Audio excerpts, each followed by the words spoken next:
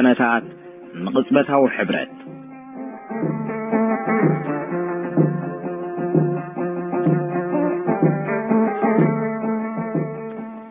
دحرنا يحد قيح مدرة برجدر لونغريك عمونغو دقفت حبرت زنبرة من قسقات كابتنا يبعال رأس تسمى زتفلين عزيزنا تفن نبرة كاب علت عسرات الرشحن تشعتن 44 مالت كاب علت تنقطة كريستوس جميركا بقبوز التحاسبولو زتوت أنا زمسل في التاميتات ترعي عبزز التبحل علت تنقط ابنو ماركوس إثيوبيا دهز بإرترا مخوانا زقلت حيال مدرس معو عبلا لزي بانكريس كم تقولشو بمستير زعايو من إسيات بعسرات الريبان ديرا إثيوبيا بقودنات تاسمراخم تنبل بالقبورو إذننا تقبرن كله مراحتة من قسقاس تثبتها وحبرت مس إثيوبيا زحات الصحوف نعم محدار بريطانيا المغرب ناي حزب فيرماتات محتاج قصلو نزن معوات ابن مارقوس نمأمنانهم زي فرم بمنفس قدوس بحتات ويكم زقننا تنققنا فرارحن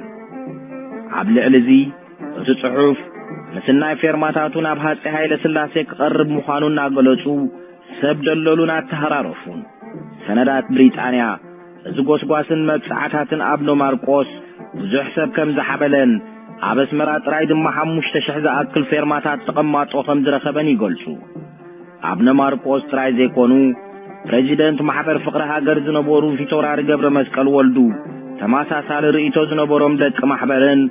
كمون تم كابديسا بازموصو زنبورو ايرتراويان سبسلطان ايثيوبيان نتبسنت فرح كرتت زبل زنبره حزب سمران كبابيان አንጻር ብሪጣንያው ተግባራት ንخسلف بمسباخ عبدن بحبرت ንخسلف يدفافو نيروم ምናልባት አብ ቀዳማይ ክፋል ሸህን 1944 ካብዝ ተራእና ይደገፍ ሕብረት ፍጻሜታት ተዘሐየለ ካብ 10 ጥር ጀሚሩ ንቁሩብ ዝቀጸለ ዘይምርግጋን አድማታትን ኃይል ፖሊስ ኤርትራ ነበረ አብዝ ተባህለ ዕለት እቶም በዋሕድ ደሞዝን ዘይጽፉፍ መምሕዳርን ዝሰቀይ ዝነበሩ አባላት ፖሊስ ኤርትራ حدث تودب سلاماو سلف كايدو عوشت سمون زي اكل جيزي مالت بحموش تلكاتيت عبالات بيت تمهرت تعليم بوليس كتماس مران سلس تحوصوهم حدث فيحنا بوليس ادما تخيلي سيلفيا بانكريس كلتا شحن شمون تميتن عبالات بوليس عب قرصو دي ايطاليا مالت ون عبنايلو مقودنا حرنة تاكيبهم نزت ألباتهم كم زقربو تقلت استطلبات قداماي بتسبب سلطان بريطانيا زدقوا حقتات فاششتي إيطاليا خدانيو خم زيدليو كالاي سانبوت ساوت يماب اغروم تلام كوديون نابس إيطاليان مديبولهم زنبرناي تربو شينيفورم قوبع تركن كملوسو خم زيدليو سالساي اب تحت إيطالياويان مكوننات كسرحو خم زيدليو بنصارو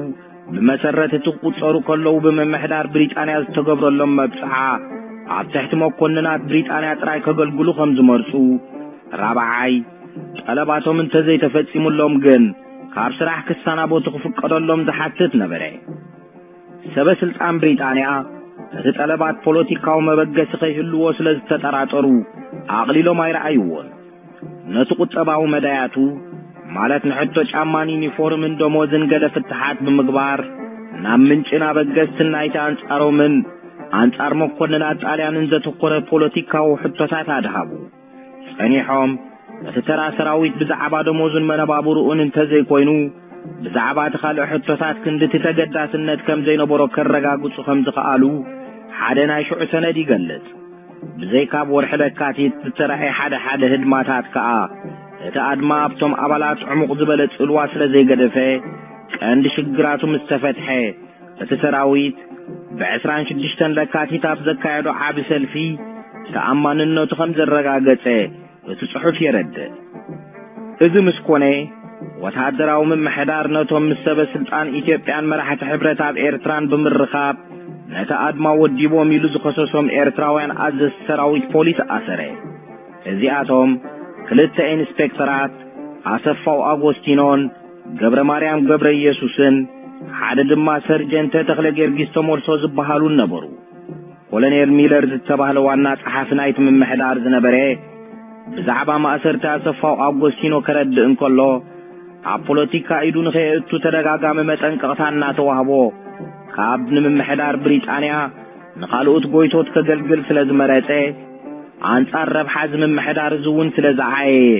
ገበነኛ እዩ ዋጋ ተግባራቱ ክፍደት ስለዘለዎ ድማ ኣብቲ ገበናት ደግሞሉ ዘይክእል ቦታ ክሕዞ ጉቡእ እዩ ዝብል ቃል ሃበ ስጉምቲ ናይቲ ምምሕዳር በዚ ደው ዝበለ ይነበረን ብ23 ለካቲት ነቶም ኣድማላ ኢሎም ዝጠርጠሮም 5 ሰባት ማለት ግራዝማች ዘርአ በኺት ብላታ ፋሲል ዕቁባዝጊ ግራዝማች ተስፋ ሚካኤል ወርቀ ብላታ ስፋሃ ብርሃን ኣቶ ረኣያ ስባህቱን እውን ኣሲርዎም ነይሩ እዚኣቶም ኣብቲ ሕብረተሰብ ዝፍለጡን ሰብ ጽልዋን ስለዝነበሩ ንኽፍትሑ ዝሓትት ጠለባት ናብቲ ምምሕዳር ወሓዘ እቲ ምምሕዳር እቶም እስራት ጌጋ ከም ዝገበሩ እኳ ዳግም እንተተረጋገጸ ነፍሲ ወከፎም ከክልተ ወሓስን ተቕሪቡን ብስም ነፍሲ ወከፎም ከ200 ፓውንድ ብሪጣንያ እንተተታሒዙን ጥራይ ከም ዝልቀቑ ፍለጠ እቲ ዝተባህለ ድምር 1,000 ፓውንድ ብሓፂር ግዜ ስለዝተዋፀአ ወሓሳት እውን ከምኡ ብቐሊል ስለዝተተኽሉ እቶም 5 ሰባት ተፈትሑ ከምታ ቀዲምና ጠቒስናዮ ዝነበርና ሓደ ካብቶም ከም ዋሕስ ናይዞም ደገፍቲ ሕብረት ኮይኖም ዝቐረቡ ዓብደልቃድር ከቢረ ነበሩ እዚ ማእሰርትታት እዚ ነቲ ኣዝዩ ተነሃሂሩ ዝነበረ ናይ ሕብረት ምንቅስቃስ ቁሩባ ዝሓሎ ሓደ ናይ ሽዑ ሰነድ ብሪጣንያ ነቶም ብስም ኢትዮጵያ ዝንቀሳቐሱ ዝነበሩ ፖለቲከኛታት እዚኣቶም ካብቶም ካልኦት ናይ ምብራቕ መሰላቶም ዝፍለይሉ ምኽንያት ንመስዋዕቲ ዘይቁርባት ብምዃኖም ይናበለ ኣባጭወሎም ተኣሲርና እናበሉ እኳ ብዙሕ እንተተዛረቡ ድማ ፖለቲካዊ ንጥፈታቶም ምስቶም ናይ ኢትዮጵያን እንግሊዝን ፕሮፓጋንደኛታቶም ካብ መጽሓፍ ሳሕቲ መንሹራት ካብ ምዝርጋሕ ኣብ በዓላት ፎኪስ ሰላማዊ ሰልፍታት ብዛዕባ ኢትዮጵያዊ ሓርበኝነት ካብ ምክያድ ሓንቲ ቴሌግራም ናብ ዋዕላ ሚኒስትራት ጉዳያት ወፃኢ ናብ ለንደን ካብ ምስዳድ ክሓልፍ ኣይከኣለን ብምባል እውን ኣናሸዎም እቲ ተዛማዲ ስቕታን ልኡምነትን ደገፍቲ ሕብረት ክሳብ ክፍላሽ 1945 ዝጸንሐ ይመስል እዚ ድማ ይብል እቲ ሰነድ ኣብቲ ንሕብረት ኢትዮጵያን ኤርትራን ብሚስ ሲልቪያ ፓንክረስ ዝግበር ዝነበረ ኣዝዩ ጽዑቕ ጎስጓስ እምነት ስለዝተነብረን ናይ ኢትዮጵያውያን ፕሮፓጋንዳውን ውፅኢት ክህብ ዝብል እምነት ስለዝሰፈነን እዩ ፍርሒ ናይ መልሰ ተግባር ምምሕዳር ብሪጣንያውን ኣብ ዝሕታለት ምንቅስቓስ ጽልዋ ዝነበሮ ይመስል ሲልቪያ ፓንክረስ እውን ኣብዚ ተመሳሳሊ መደምደምታ ትህብ እቶም 5 ኣባላቶም ክፍትሑን ከለዉ መራሕቲ ሕብረት ነቲ ፊርማታት ህዝቢ ናይ ምእካብ ንጥፈታቶም ንግዚኡ ደው ከብሉ ወሰኑ እዚ ድማ ትድምድም ፓንክረስ ደገፍ ካብ ካልእ ክመጾም ብምትስፋው ነበረ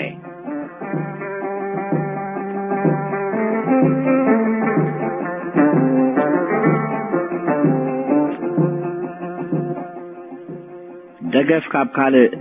ናይ ሕብረት ድፍኢት ካብ አዲስ አበባ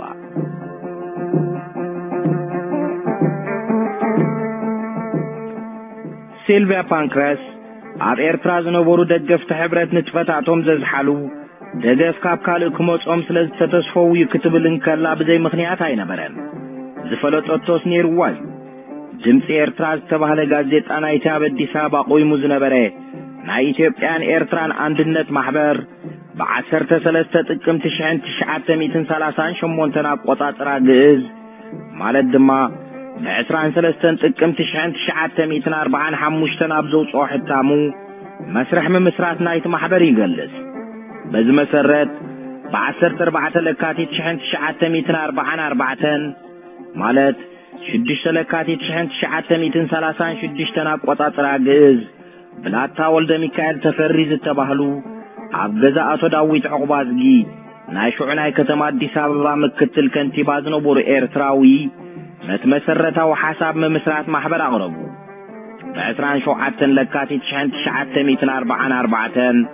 ማለት 19 ለካቲት 1936 ብግዕዝ ኣብ አዳራሽ አገር ፍቅር ማሕበር አዲስ አበባ ሓደ አኼባ ተገብረሞ ሕጅውን በአቅራብነት ብላታ ወልደ ሚካኤል ተፈሪ እቲ ማሕበር ቆመ ሓደ ብዚ እነስተብለሉ ነገር ምምስራት ናይዝ ማሕበር እዚ እግሪ አበስመራ ዝተኻየደ አድማታት ፖሊስን ማሰርትን ለዓዓልቱን ምምፁ እዩ ብሓባር ክድንፍዕ ወይ ተተኻኸ ኮይኑ ክሳለ ከም ዝተሓስበ ከዓ ከጠራጥር ኣይክእልን اتمحبر قوي منبر كساب زقوج جناواري حلفه دمس إيرترا قدامي أخيبانا يتمحبر بعسران شوعاتن مسكرم شحن تشعات ميتن سلاسان شوعاتن أبقصات راقز عب سينما إنفرو عدي ساببا خمز التخيلن عب أدما عطو قبر مسكال هابت ماريان بريزيدنت خمز التمرسون يحبر زتفل عليه حتى ما دمس إيرترا خمز أبرهو علامانا يتمحبر مولوين كسبتاون حبرات إيرترا مس إثيوبيا نبره زي كاتون بريزيدنت عطو قبر مسكال هابت ماريان كم قويتو بيتروس بلاتا خفلزجي حدقو سرق برهان قبرزقن قبر مسكال قبرزقن زتباهلو أحوات عطو داويت عقبازجي في توراري أبرها ولدتاتيوسن دارقا كله ما بزتفلالي تسفح منقست هايل سلاسي زقلقلو إيرتراوياننون عبالاتون مرحسون نبورو عب إثيوبيا زنبر امباسادر بريطانيا ميستر هاو مسارحتو بزعباز محبر زحا حاليفو يصحفون يروميم بشوعات سنة شحن تشعات ميتن 44 بريطانياوي محداري إيرترا بسمنات إيرترا وينات حماسين زفلت إثيوبيا تحبحبو محبر عبدي سابقا قيمولو خمز سمعي مسروتو دمات صحافي تأزاز ولد جيرجيس ناي نقوس نقس إثيوبيا صحافي بلاتا داويت عقبازقن عم منيستري بوستا تليجرامن تليفونن دايركترز نبورو عطو قبر مسكال هابت ماريامن منباروم كمز سمعن دحر بملكات بزعبا زحابريتا نخبون امباسادر هاو حاتته عبدي سابا زنبرنا امباسي بريطانيا فتسام قدات FAG كوك عملسو كمز زمسل محبر قويمو خمز نبره جن أبالاتو برقت بعلمن كمز نبور مفلات كمز شقرو قلته اتسيلو ميستر كوك اتمحبر فتبودي تتراقن كتبتاون ايت ارزياوي محير مقطعات كهب سلطان زلوو أبيب زرايو تلا وساعتنياتات زخونن صحافي تأزاز ولد جيرجيس كمز مرحنة محدار حبرو كوك كمز بلو عبت مجمرتا شفان نايت محبر نزد تشقورو إيرتراوين رديت مهابو قوانت نبره كاند تقبارو جن نايتي بتا بروباقاندنياتات إيرترا بوليتيكا وسرحاتهم زد سلاسلولو جنزب مهابو مينيرو بلد بزدو كيبلت فتقامو قدعات زبوزحو عبدي سابا زنوبرو إيرتراويان هاقرو ما بتحت قزعات شو وقت آتو زمنيو خمزي نبورو أرده نابنت لورينزو عموسكو امباسادر تشيمو دارقا بترزي ايزولو افريم تولد مدهنون هم اونا واشنطن تسديدولو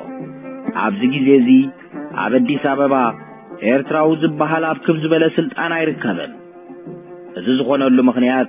بسنكت عامي عبتقراي زنبرنا ويانا من لعال الزمنقست زيني إيرتراويان بحين ترتاري ريقوم سلوزولو يخابلي إيرتراويان نبرتي إثيوبيا بوغنوم أبسولوت أم حدادران فتحاونة منقستي إثيوبيا أمنت سلزين بروم نفسهم نخم حدرو وينات أنخو خونهم زمرتو كوك حبري أم مدمدم تاتحفو كوك حانتن محبرنات إيرتراناي من كسقاس عدل تهبوم عليان كيمولو سنا اتبل بروباغاندا يزن برد دحر مبال فزي أبو زحات سعبت خمزة ريو انت خونقن عمونقوتم مراح تسممع كم زين بر حبري امباسادر هاون بزعبا زي محبر زي بعسر تربعة تقم تشعن تشعات ميتن 44 نا بريطانيا ومحداري إيرتراز صحافو سند نركب نسو بشمون تقم تشعن تشعات ميتن 44 عب حدا سينما بزتخايد أخيبا نايت محبر كم زتساتف يقلس إذ بوقع زتأوج كوانت زين بري بزحات امحرا تغارو إيرتراويان زتساتف ونبري عبز مجمرتا زتزارو بريزيدنت نايت محبر آتو قبر مسكال هابت ماريام نبورو اتزاربو أمكا عب نايت بحيتو غازيت أساتا ديسابات حاتمي مالت غازيت آدمس إيرترات أنيحو بمسكرم شحن تشعات 245 سلز تجمره عبز اوان زي اي نبرد امباسادر هاوزة تقورلو جن عم مدرن ايتون بريزيدنت زي كونس عبت بلاتا خيدار ماريام عبراز تباهلو تولاد تقراي زبولو نبره بلاتا خيدار ماريام عبرا مالت تسوم عب تقراي بزعباناي حبار قالس تقراين إيرتران مسقراز ماشي يوم معاشو يزتين يروم زتباهلو يم امباسادر هاو كم زحبرو تسوم بلاتا زي أبال محبر كنوسوم تنسو أمو كبساسات إيرترا بزر إمبهلن አካል ከበሳታት ኢትዮጵያ መንባሩ ከምዘ የካትዕ ድሕሪ ምሕባር እታ ገዳስ ጉዳይ ግን ዝሓቅዝ ዘይኮነስ ናይ ኢትዮጵያ ብቕዓት ማለት ንኤርትራን ምምሕዳር ምዃኑ ብትብዓት ገለጹ። ብርእይቶ ብላታ ኺዳነ ማርያም ይብል አምባሳደር ሃው ኢትዮጵያ ካብቲ ዘለዋ ዝያዳ መሬት ክትወስድን ከተመሓድርን ብቕዕቲ ምዃናን ሓይልታት ቃል ኪዳን ብግብሪ ክተርኢ ኣለዋ። በዚ ደው ከይበሉቶም ብላታ ኣብ ቅድሚ ዝማሕበር እዚ ዘሎ ዕማም ብዛዕባ ዝኹሉ ዝፈልጦ ናይ ዘርእን ባህልን ዝምድና ምድግጋም ዘይኮነስ ኣብ ኢትዮጵያ እኹልን ብቑዕን መንግስትነት ንኽህሉ ምጽዓር እሞ ኤርትራ ትግባእ ሃገር ኮይና ናብ ሓይልታት ኪዳን ከም እትቐርብ ምግባራ እዩ ከም ዝበሉ ሃው ይገልጽ። አምባሳደር ሃው መቸም በዚ መደረጃ ኣዝዩ ተገሪሙ ምስትኩክ ዘመልከቶ ዘይምስምማዕ ኣብ መንጎ መራሕቲ ማሕበር ክዛመድን ከሎ ኸኣ እቲ መስርሕ ምምስራት ማሕበር ብዘይሰንከልከል ይካየድ ከም ዘይነበረን ኣብ መንጎ ኢትዮጵያውያን እውን ሕቶ ኤርትራ የካትዕ ከም ዝነበረን ንርዳእ። ቢትወደድ ኣስፋሃ ወልደ ሚካኤል እውን ኣብቲ ናይ አዲስ አበባ ማሕበር ገለ ዘይምቅድዳው ከም ዝነበረ ሲገልጹ እዮም። ንሶም ከም ዝብልዎ ፕሬሲደንት ናይቲ ማሕበር ዝነበሩ ኣቶ ገብረ መስቀል ሃብተ ማርያም ኣብ ዓዲ ፈረንሳ ተማሂሮም ምስ መጹ ናይ ፖስታ ዳይሬክተር ኮይኖም ዘገልግሉ ዝነበሩ እዮም። ኣብ ግዜ ውግእ ተሰዲዶም ኣብ ካይሮን ካርቱምን ድሕሪ ምጽናሕ ናይ ሳንፎርድ ሚሽን ዝበሃል እንግሊዛዊ ሓይል ብጎጃም አንጻር ጣልያን ከኣቱን ከሎ ምስኡ ኣተው። ኣቶ ገብረ መስቀል ሓያል እንድርቕ ዝበሉን ምንባሮም ይንገረሎ። ቢትወደድ ኣስፋሃ ከም ዝገልጽዎ ድማ ኣቶ ገብረ መስቀል ኣብ ልዕልቶም ምስ ጣልያን ጸኒሖም ናብ ኣገልግሎት ሃፀይ ሃይለ ሥላሴ ዝኣተው ኤርትራውያን ንዕቀት ነበሮም። ናይቲ ኣብ አዲስ አበባ ዝተተኽለ ናይ አንድነት ኢትዮጵያን ኤርትራን ማሕበር ፕሬሲደንት ምስ ተመርጹ ኣቶ ገብረ መስቀል ከይደንጎዩ ምስቲ ውሽጢ ነቲ ማሕበር ዝመርሕ ዝነበረ ጸሓፊ ትእዛዝ ወልደ ጊዮርጊስ እናቱ ሰዓቢ ምስ ዝነበሩ ፊተውራሪ ብርሃ ወልደ ታሲዮስን ስምምዕ ሰኣኑ። እቲ ጸሓፊ ትእዛዝ አንጻሮም ስለ ዝሰርሐን ስለ ዘጥቅዖምን ድማ ካብ ናይ ማሕበር ፕሬሲደንትነት ጥራይ ዘይኮነ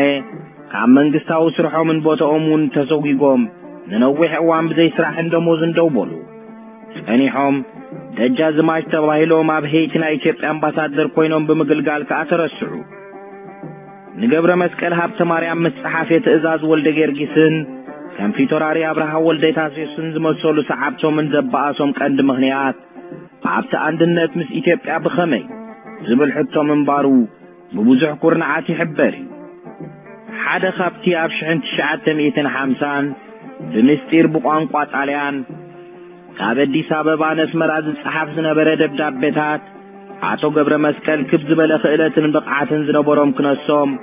ኣብ ዘይጠቅም ሚኒስትርታት ዘይጠቅም ወይ ጥሑት መዝነት ይወሃቦም ከም ዝነበረ ይገልጽ። እዚ ድማ